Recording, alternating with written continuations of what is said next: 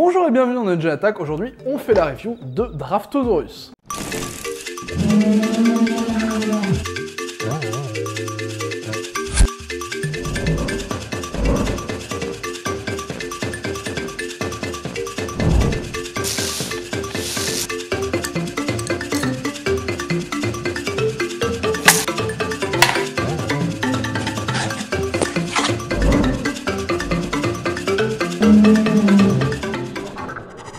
J'aime les dinosaures. Et ça tombe bien, aujourd'hui on va parler d'un jeu avec des dinosaures dedans.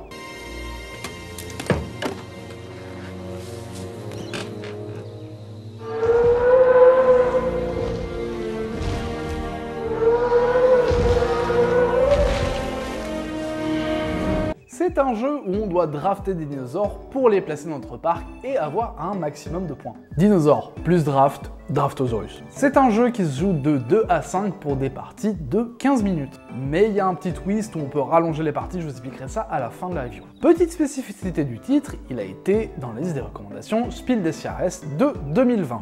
Ça veut pas dire qu'il a gagné un prix, la liste des recommandations c'est un peu des mentions honorables. En revanche, il a bel et bien eu des prix et d'autres nominations que je vous mettrai à l'écran quelque part. Le jeu est édité par Forge Next et Ankama, et décidément Ankama touche à tout depuis un bon moment. Et par curiosité, je me suis dit que j'allais aller voir la liste des jeux qu'ils ont édités sur BGG, et ouais, 99 jeux à l'heure active. Bon ok, ça compte les extensions, mais quand même, c'est plutôt un beau palmarès. Au passage, je vais vous montrer la pochette japonaise de Draftosaurus que je trouve magnifique. Bref, Draftosaurus, qu'est-ce qu'on a dans la boîte? On a 5 plateaux de jeu recto verso, un dé qui n'est pas le même que dans le livret de règles, et 60 dino meeples que je trouve absolument adorables. Puis on a un petit sac aussi pour les dinos. On passe à la mise en place. Chaque joueur commence par prendre un plateau. Je recommande la face été pour faire une première partie, et c'est sur ça qu'on va partir. Ensuite, on place le sac avec le nombre de dinos requis par rapport au nombre de joueurs. Il y a un petit barème dans les règles. Ensuite, le joueur le plus jeune place le dé de contrainte près de lui, et la mise en place est terminée, on peut passer un tour de jeu. On commence par piocher 6 dinosaures et on les garde dans sa main sans les révéler à ses voisins. Ensuite,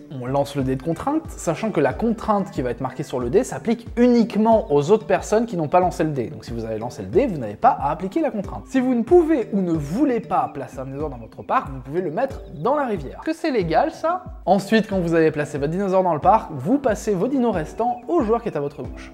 Le joueur qui avait le dé de contrainte le passe aussi au joueur à sa gauche, et ensuite on rembraye un tour de jeu comme ça. Quand on aura placé 6 dinos dans notre parc, la première manche sera terminée. Ensuite on joue une deuxième manche de la même façon, jusqu'à ce qu'on ait eu placé 12 dinosaures en tout dans le parc. À partir du moment où c'est fait, la partie s'arrête et on comptabilise les points. Sachant que chaque enclos a un système de scoring différent, tout est spécifié dans la règle et je vous recommande de l'avoir pas loin quand vous faites une partie. Une autre petite particularité, c'est que le zoo est divisé en deux. D'un côté on a la zone toilette et de l'autre côté on a la zone cafétéria, c'est important pour le dé de contrainte. Le T-Rex, qui comme tout T-Rex qui se respecte est le meilleur dinosaure qui existe, rapporte un point supplémentaire pour chaque fois que vous en avez placé un dans votre parc. Il y a aussi sur l'autre phase une phase hiver qui du coup a des enclos spécifiques et des systèmes de scoring légèrement différents. On va passer à mon avis. Déjà, quel taf de design, que ce soit la boîte ou tous les composants, c'est archi adorable. Les plateaux, que ce soit la phase été ou hiver, ont un design qui est vraiment super intéressant à regarder avec plein de petites easter eggs cool, en gardant les plateaux super lisibles et ça c'est très important. En plus, un petit bonus, c'est que tout est cohérent au niveau graphique, ça fait super plaisir. Niveau composants, le dé est en bois et j'aime énormément ça, qu'il soit pas en plastique justement comme c'était à la base marqué sur le livret de règles.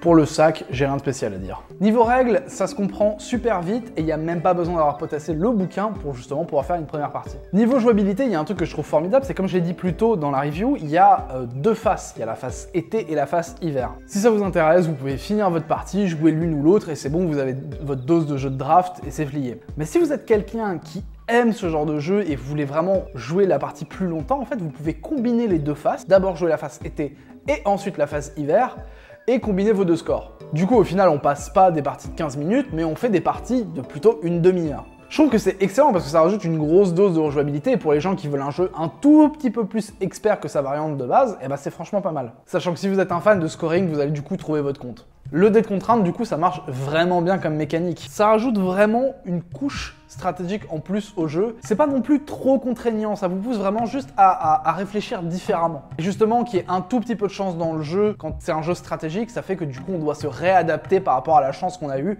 et retravailler une stratégie. Et je trouve que c'est toujours très intéressant. Et du coup, il y a des fois où vous êtes vraiment obligé de mettre un dino dans la rivière parce que du coup vous voulez pas casser votre stratégie, ouais, du coup c'est super fun et c'est une grosse recommandation de ma part en tout cas. Merci beaucoup si vous êtes encore là d'avoir regardé la vidéo. Je rajoute juste que le jeu contient 2 extensions, une aquatique et une aviaire, on va dire aviaire. Et je pense que je vais les attraper pour en faire la review, donc si ça vous intéresse, restez dans le coin, vous pouvez vous abonner, sachant qu'en plus on sort plein de contenu toutes les semaines. Dans la description, il y a aussi mon Discord, mon Twitch, où on stream de la musique. Il y a mon Discord si vous voulez jouer à Tabletop Simulator avec nous. Bref, pour moi, Draftosaurus ça défonce et je recommande très chaudement.